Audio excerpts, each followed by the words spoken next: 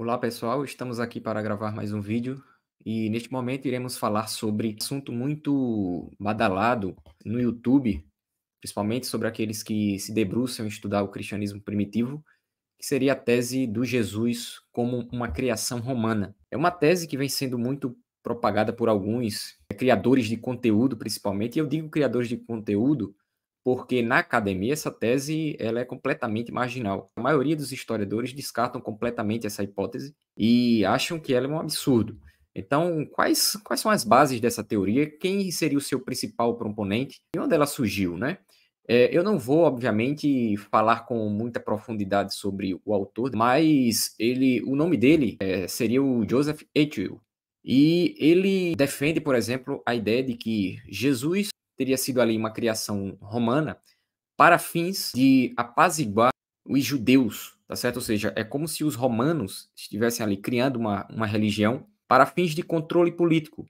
E aí a gente precisa entender o motivo disso. Em primeiro lugar, a gente está falando aqui da década de 70 do primeiro século, um momento ali que já tinha ocorrido as revoltas judaicas contra a opressão do Império Romano, e os romanos, como estratégia, vão criar um Jesus pacífico, uma religião pacífica, onde apregoava o amor ao próximo, né? A gente vê isso no discurso de Jesus no Novo Testamento, do amor ao inimigo, e isso tudo como uma finalidade de o quê? De apaziguar os judeus, e de que colocasse nesses judeus a mentalidade de que deveria haver, de algum modo, respeito para com os inimigos, no caso ali os romanos, né? Ou seja, um Jesus queria pacificar, apaziguar os ânimos exaltados dos judeus que estavam ali, revoltados contra os romanos, tá certo? Então, grosso modo, seria esta a intenção. O objetivo aqui era político, né? Controlar por meios pacíficos os romanos. Note que essa hipótese,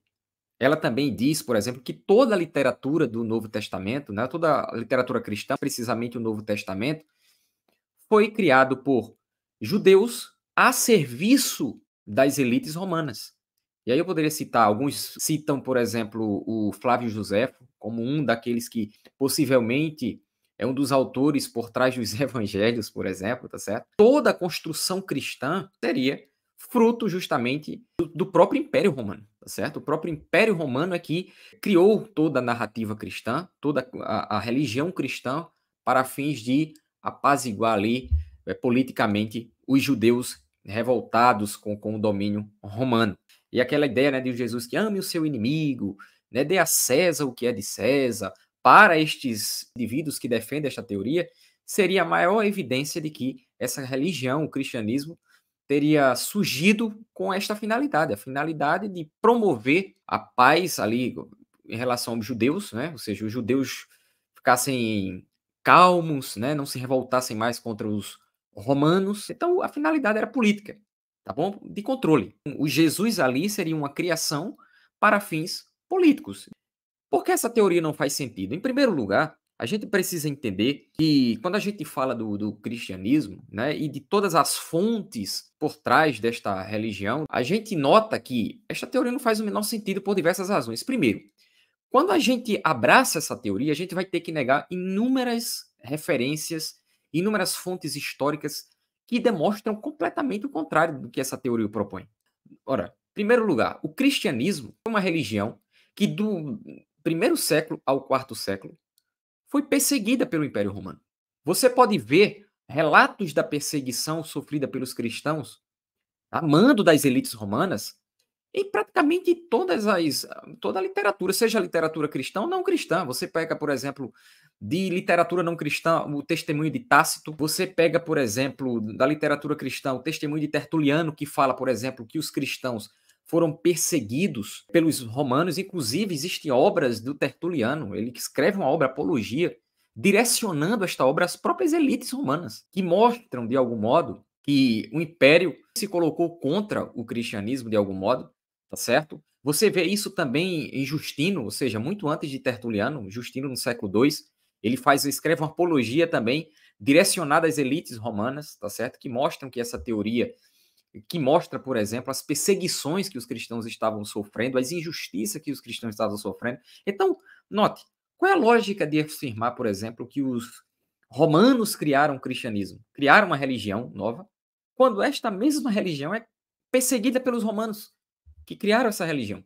Então a gente já acha estranho só a partir deste raciocínio aqui, né? Quando a gente pensa sobre as perseguições cristãs, a gente já nota que tem alguma coisa estranha aqui. Mas o que é que os defensores da hipótese do Jesus romano afirmam? Ah, porque os cristãos posteriores, os pais da igreja, fraudaram a história. Eles mentiram, eles trouxeram testemunhos fraudulentos, eles acrescentaram relatos que de fato nunca existiram. Aí eles pegam o testemunho de Tertuliano, né, sobre as perseguições, afirmam que aqueles testemunhos, aquelas fontes são falsas, dizem a mesma coisa de Justino, tá certo? Eusébio ainda mais, porque Eusébio vem no século IV, eles dizem que Eusébio falsificou muita coisa. Então, note que para você sustentar uma teoria como essa, você vai ter que o quê? Ressignificar completamente a história. Agora veja, quando a gente vê algumas fontes aqui, por exemplo, a gente poderia começar com Clemente de Roma, certo? Que é dos pais apostólicos, né? E que escreveu ali na década de 90 do primeiro século. Eu vou colocar aqui a fonte, vou dividir a tela aqui para vocês poderem conferir aí, né? Para provar o que a gente está falando aqui. Note que o relato de perseguições que os cristãos sofreram e que depõe contra a hipótese de um Jesus criado por Roma, de um cristianismo criado pelos romanos, né? A ideia de uma perseguição, ela já pode ser notada, por exemplo, a partir de Clemente, certo? De Roma. Clemente de Roma, ele escreve uma carta, certo? Ele está em Roma e escreve uma carta aos Coríntios, tá certo? Não sei se já está aparecendo aí na tela, creio que já, certo? Esta carta que vocês estão vendo aí na tela é de Clemente, uma carta muito famosa. Já na introdução da carta, vê o que ele diz. A Igreja de Deus estabelecida transitoriamente em Roma, a Igreja de Deus estabelecida transitoriamente em Corinto, ou seja, ele está em Roma escrevendo para quem? Para a igreja que está em Corinto. Veja o que é que ele diz no capítulo 1. Por causa das desgraças e calamidades que repentina e continuamente se abateram sobre nós, certo? Ora, muito provavelmente aqui ele está falando de perseguições que eles estavam sofrendo, certo? Obviamente que o texto aqui não diz diretamente que era isso, mas pode-se deduzir a partir de outros testemunhos, que a gente vai mostrar aqui, que as desgraças, as calamidades, provavelmente, que os cristãos estavam sofrendo em Roma, obviamente se refere a perseguições, a injustiças que eles estavam sofrendo, porque isso é confirmado por Justino, tá certo? Em sua obra Apologia. E eu creio que já está aparecendo aí também na tela para vocês, tá certo? Veja, Apologia foi uma obra direcionada ao imperador Tito Hélio Adriano, tá certo? E ao seu filho, Veríssimo, filósofo. E a Lúcio, filho natural de César, entre outros personagens. Ou seja, estamos falando aqui que essa obra ela foi direcionada a elites romanas. E essa carta de Justino vai ser uma defesa dos cristãos. E por que uma defesa dos cristãos? Porque os cristãos estavam sendo injustiçados em Roma. Qual é a prova disso? Vamos ver aqui umas falas do Justino que mostram isso aqui. As perseguições que os romanos estavam causando, né, as injustiças que os romanos estavam causando aos cristãos naquela época. No capítulo 2 da obra Apologia 1, aqui ó, nessa parte que eu grifei de amarelo, ele diz o seguinte, certo? Ele diz o seguinte, ó, vós ouvis em toda parte, isso aqui ele está falando ao imperador, né? Já que a obra é direcionada ao imperador e às elites de Roma. Vós ouvis em toda parte que sois chamados de piedosos e filósofos, guardiões da justiça e amantes da instrução. Mas que o sejais realmente é coisa que deverá ser demonstrada. Cara, Justino está falando aqui que os imperadores, né, que as elites romanas, eles não têm nada de piedosos e muito menos são guardiões da justiça. Ou seja, ele está dizendo aqui o seguinte, olha, fala-se em todos os lugares que vocês são piedosos, guardiões da justiça, mas provar que isso é verdade, que é bom, nada. Certo? Ou seja, e por que ele diz isso? Vamos continuar lendo aqui, tá certo? E nessa parte grifada. Realizeis o julgamento contra os cristãos conforme o exato discernimento da investigação e não deis a sentença contra vós mesmos, levados pelo preconceito ou pelo desejo de agradar homens supersticiosos ou movido por impulso irracional ou por boato crônicos. Ele está falando aqui, pessoal, que os cristãos estavam sendo, de algum modo, tratados injustamente. E aqui eu estou falando injustamente dentro dos termos da lei. Mas mais para baixo a gente vê outras referências importantes aqui. Ele chega a chamar esses imperadores, certo? De elites romanas irracionais e endemoniadas. Aí eu fico me perguntando, certo? Como é que os romanos criaram uma religião para eles mesmos perseguirem e destratarem do ponto de vista jurídico? Qual é a lógica disso? Né? A única forma, eu só posso responder a isso aqui, afirmando, por exemplo, que todos esses testemunhos aqui, seja o de Clemente, seja o de Justino, o de Tertuliano, que eu vou demonstrar já, o de Tácito, que sequer um cristão, certo? Eu vou ter que chegar à conclusão, certo, de que todo esse testemunho é fraudulento, é uma farsa, é tudo uma criação. Ou seja, eu vou ter que ressignificar completamente a história para dar base a uma idiotice dessa. E não só fica na questão das perseguições, né? Já já a gente vai falar de outras coisas aqui. Mas vamos para Tertuliano. Sim, uma coisa que eu queria falar é que eles se apegam, por exemplo, àquela passagem da Bíblia. Os defensores desta hipótese, eles se apegam a determinadas passagens da Bíblia, por exemplo, onde Jesus disse: "Dai a César o que é de César, a Deus o que é de Deus", para dizer, olha aí, ó, Jesus ensinou a subserviência ao império. Isso é a maior prova de que isso aí, que o Novo Testamento é uma literatura criada pelos romanos para controlar os judeus e assim por diante. Ora, será que isso faz sentido mesmo?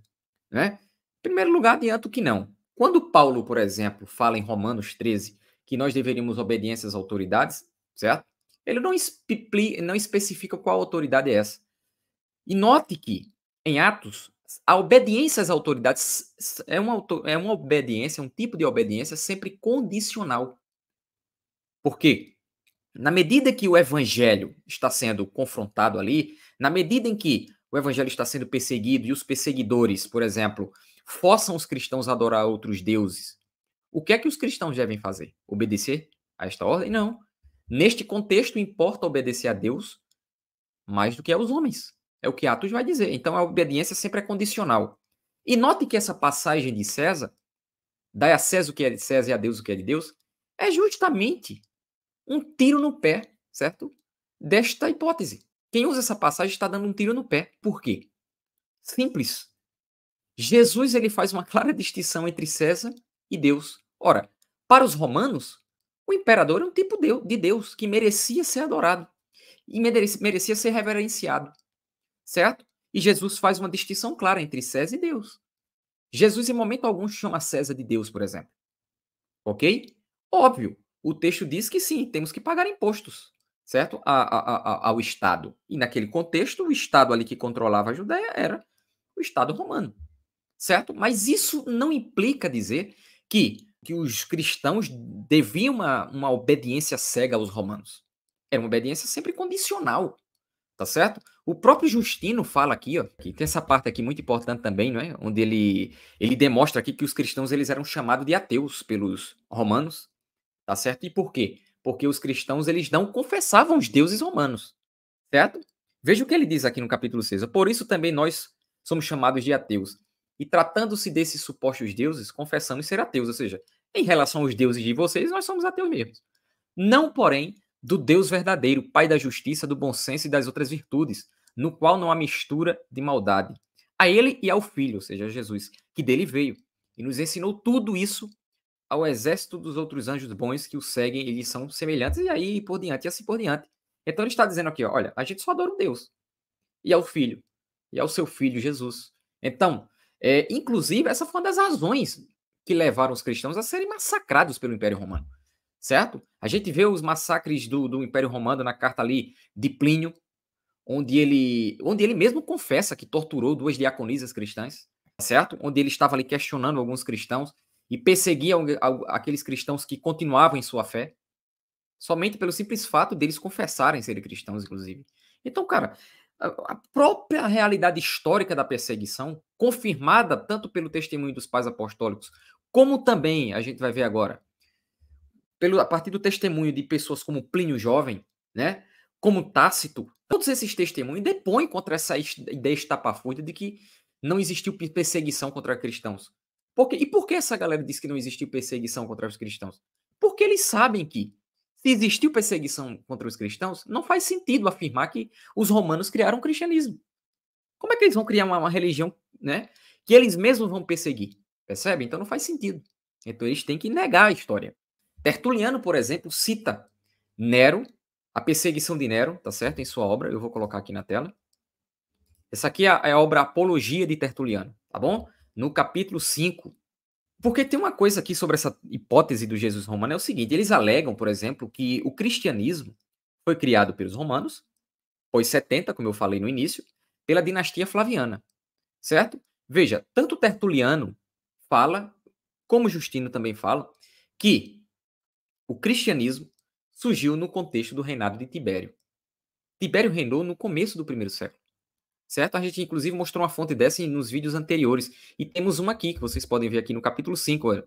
Tibério, em cujos dias surgiu o nome cristão no mundo, certo? E tem outras fontes aí que eu mostrei em outros vídeos também para vocês, que mostram que o cristianismo é anterior à década de 70. Mas o que é que eles alegam? Não, tudo isso é invenção, né? Ou seja, são negacionistas da história. Essa que é a verdade, tá bom? Então, para fecharmos essa questão das perseguições aqui, a gente fecha com Tertuliano e depois vai para Tácito, tá bom?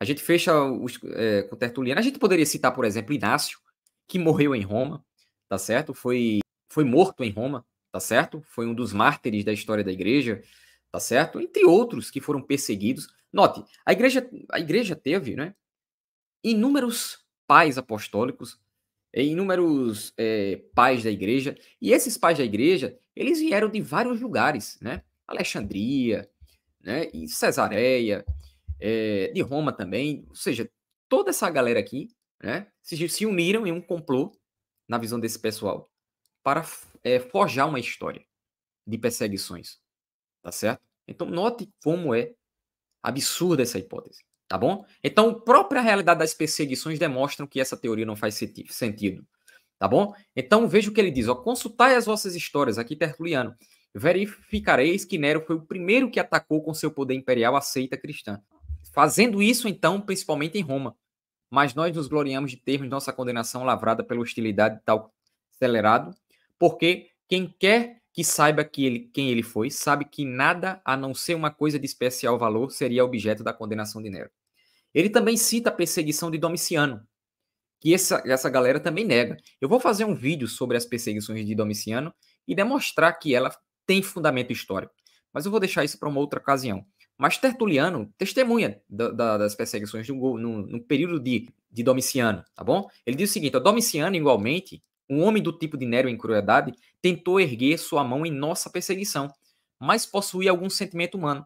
Logo pôs um fim ao que havia começado, chegando a restituir os direitos daqueles que havia banido. Ou seja, Domiciano perseguiu os cristãos, tanto é que tem a questão envolvendo lá, né, Flávia Domitila, certo? Que foi, inclusive, exilada. De acordo com a tradição, ela foi uma cristã, de acordo com Eusébio. Depois a gente vai falar sobre isso, tá bom? Em outros vídeos. Então, esse é o primeiro ponto que eu queria ressaltar. A própria realidade das perseguições depõe contra a tese do Jesus romano. Temos Tácito também, principal história romana da antiguidade, onde ele fala, por exemplo, aqui, que os cristãos que carregavam esse nome a partir de Cristo foi crucificado, né, no governo de Tibério, condenado pelo procurador Pôncio Pilatos e tudo mais. E ele sustenta, por exemplo, que os cristãos foram perseguidos também por Nero, tá certo?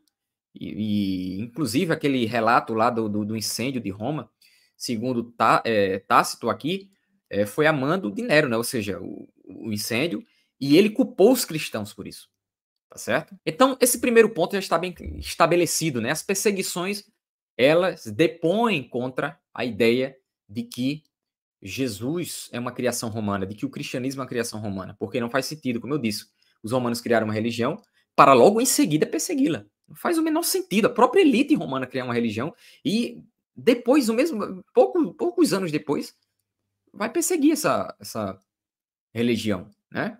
Levando em conta que Domiciano é um imperador ali do final do primeiro século, né? Um tempo muito curto, né? Então, não faz o menor sentido isso. Então, um segundo ponto que eu queria ressaltar é o seguinte: se Jesus é tão pró-Roma assim, como essa galera alega, né? Por que, por exemplo, Jesus insistiu na ideia de que era necessário guardar a lei moral do Antigo Testamento? Ora, a lei moral do Antigo Testamento, pelo que me consta, condena a reverência aos deuses pagãos, inclusos aqui, obviamente, os deuses romanos. Então, por que Jesus pediu para guardarmos a lei moral judaica? Qual é a lógica disso? Não, vou criar aqui um Jesus romano que vai pedir para guardar uma lei que condena os meus próprios deuses. Tá certo? Não faz o menor sentido isso aí. Tá bom? Um terceiro ponto que eu queria levantar com vocês também, que eu anotei aqui, é como a gente poderia, por exemplo, compatibilizar um ensino neotestamentário de que Jesus é o único Senhor, com, por exemplo, a ideia romana de adoração à própria figura do imperador. Ou seja, pelo que nós vimos, o próprio Jesus vai substituir a figura do imperador. Certo? Justino, por exemplo, como eu já mostrei no início, né, em sua apologia, fala, por exemplo, que, olha, somos ateus em relação aos deuses de vocês. A gente não adora os deuses de vocês. A gente não quer saber da cultura religiosa de vocês. A gente só adora Deus, certo? E é o seu filho Jesus. Percebe? Então, a ideia neotestamentária de que só Jesus é o Senhor não se harmoniza com o culto ao imperador, que era uma prática romana. Não faz sentido. Ou seja, qual é a ideia de se criar, qual é a lógica de se criar um Cristo que vai substituir o próprio culto ao imperador? E outra coisa, quando a gente lê aqui, certo? Um texto, eu vou colocar na tela aqui para vocês, que se encontra em João capítulo 18. Jesus ele diz o seguinte em João capítulo 18: o meu reino não é deste mundo. Se o meu reino fosse deste mundo, pelejariam os meus servos, para que eu não fosse entregue aos judeus, mas agora o meu reino não é daqui. Ora, se o reino de Deus, de Jesus, não é deste mundo, se Jesus não estava preocupado em influência política temporal, não faz sentido, portanto, a ideia de um Jesus romano, de um Jesus que quer influenciar politicamente os judeus, de um Jesus que quer, de algum modo, manter sob controle político os judeus. Ora, Jesus dá um tapa na cara desses defensores da hipótese do Jesus romano quando diz: o meu reino não é desse mundo, meu filho. Eu não quero influenciar politicamente ninguém. Percebe? Então não faz sentido. Essa é uma outra razão. Uma outra razão que a gente poderia usar aqui, para finalizarmos, né, é o seguinte: se a gente analisa a própria forma que Jesus morreu, depõe contra a hipótese de um Jesus romano. Certo? Ora, é muito simples. Jesus ele morreu numa cruz, ele foi crucificado, certo? Ora, a cruz, certo? Para o romano, é um símbolo de vergonha, tá certo? Ele era um castigo dedicado a rebeldes e criminosos, ou seja, eu vou criar um Jesus aqui para ser adorado pelos judeus, para apaziguá-los, para ser cultuado, certo? Ora, colocando esse Jesus para ser crucificado de uma maneira vergonhosa como essa, qual é a lógica disso?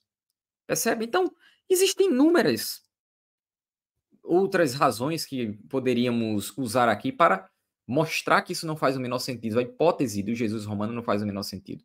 Mas aqui a gente pode encerrar para o vídeo não ficar mais longo do que já está, tá bom? Futuramente a gente pode trazer outras observações sobre isso, tá bom?